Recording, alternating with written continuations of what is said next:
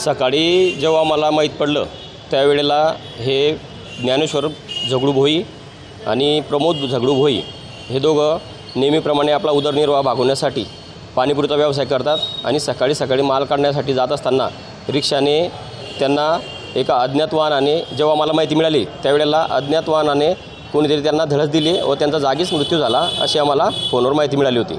मग त्यानंतर त्यांना सिव्हिलला आणले। मग आम्ही सिव्हिलला आल्यानंतर ते बाकीच्या गोष्टी काय नाव आहे दोघांचं? एकाचं ज्ञानेश्वर झगडू भोई उर्फ छोटू, त्यानंतर प्रमोद झगडू भोई उर्फ पप्पू। कोण आहे नेमके, कोणाचे कोण आहे? हे आमचे पिंपराड परिसरातील भोई समाजाचे कुटुंब आहे। अतिशय गरीब परिस्थितीमध्ये त्यांनी आता उदरनिर्वाह करून आपली परिस्थिती सावरली होती।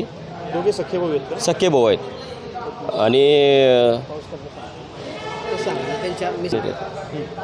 त्यांच्या ज्या मिसेस आहेत त्या शिवसेनेच्या शहर प्रमुख आहेत।